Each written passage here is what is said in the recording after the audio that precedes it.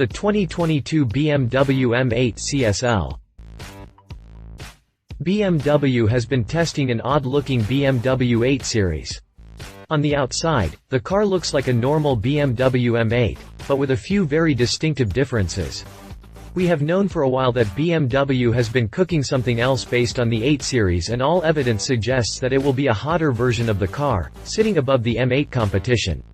Straight away, there are a few noticeable differences, and this is what you need to know. Exterior design. On a few occasions, BMW claimed that this was not a hotter version of the M8, but a prototype for testing some M8 accessories and race components.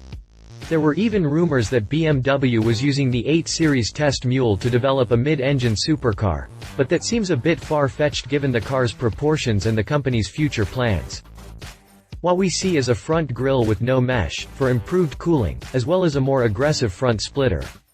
On the side, we see slotted rear windows. This begs the question: is the M8 Csl going to have a full interior and air conditioning, or is it going to be a stripped-down track version of the Grand Tourer? The vents are probably there to let fresh air into the cabin, or they might not serve a purpose other than to make us wonder. The side skirts and rear bumper flanks are finished in black. This could mean that the production car might have a unique body kit that, together with the new front splitter, will channel air along the sides of the car. The car also seems to be quite low, so expect some new clever suspension setup. One thing that no camouflage can hide is the tall fixed rear wing. The new rear diffuser is still covered in camouflage, but we do see a new central light, positioned in between the exhausts, just like on a BMW M8 GTE race car. We also notice that the rear window is still being masked. Interior design. No interior shots are available at the moment, but we expect it to be a stripped version of what we've seen on the M8. Expect a lot of exposed carbon fiber and possibly an integrated roll cage, along with a rear seat delete. They'll probably charge you to put it back in. Powertrain and performance. Engine-wise, we expect a hefty bump in power.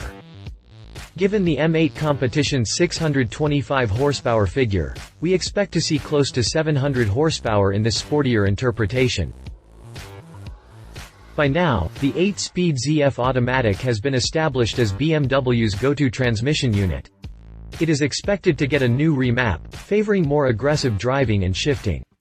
Power delivery will probably be entrusted to the X-Drive system, but you'll still be able to switch to rear-wheel drive only. The BMW M8 Csl is expected to debut in spring 2022, which means the official unveiling could be towards the end of this year.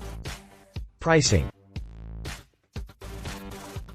Since the car is still in development, it will be a while before BMW gives us exact prices. That said, if we look at the existing M8 prices, we can get a rough estimate. The standard BMW M8 starts at around $130,000, while the M8 competition minus $147,995. Depending on what options you have, it can go up to $175,745. With this in mind, we expect BMW will charge you at least $200,000 for the upcoming M8 Csl. Competition. Porsche 911 GT3. If we talk about track versions of performance cars, the Porsche 911 GT3 is one that should always be considered.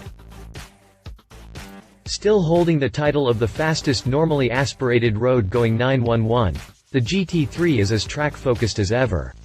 It might have a 4.0-liter normally aspirated flat 6 with only 510 horsepower and 347 pound-feet, 470 Newton-meters. But the Porsche 911 has proven to be quite capable even when it outgunned, on paper. Moreover, it offers one of the best chassis in the business, despite the engine hanging all the way in the back, and if you opt for the PDK gearbox, you have arguably the best dual-clutch transmission, currently on offer. It also has a lot less weight to lug around, at 3,126 pounds, 1,417 kilograms. For comparison, the lightweight M8 Csl is expected to tip the scales at around 3,814 pounds, 1,730 kilograms. The GT3 will be noticeably cheaper, as PDK-equipped models start from $143,600. And let's not forget it's based on an already capable performance car, instead of a powerful Grand Tourer, even if a sportier one. Read our full review on the Porsche 911 GT3, Nissan GT-R Nismo. When it came out, ages ago, the GT-R was a proper Porsche, Ferrari, and Lambo killer. Fast forward 13 years and the platform is finally showing its age.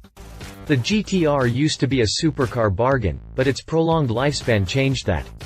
It certainly isn't a bargain when it comes to the latest Nismo version, which costs $210,740. You still get the same capable Lotus-designed chassis and the very capable and durable 3.8-liter twin-turbo V6, now with 600 horsepower and 481 pound-feet, 652 Nm. Although updated, the interior still lacks the finish of the latest Porsche and BMW M8 have to offer. Despite the fact, Godzilla is still capable of wiping the floor with many modern exotic cars, there's no denying the fact that you'd be spending new car money on what is essentially a modified car from 2008.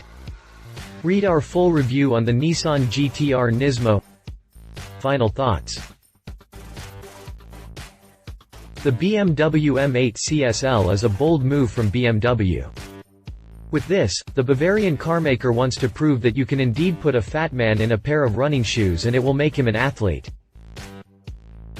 I am certainly not aiming to ridicule the BMW M8, as it is an immensely capable machine, but at its core, it is a luxury car that can double as a performance car, rather than the other way around. Still, the current M8 can pull some impressive numbers and the M8 Csl will surely attract the spotlight away from cars like the GT-R Nismo and 911 GT3. After all, AMG surpassed all expectations when its Red Pig finished second at the 1971 24 Hours of Spa. The question is, will the M8 Csl be able to run hard and long enough with the already established track weapons in the segment? If you liked this video, please share your thoughts in the comments below and don't forget to hit the subscribe button.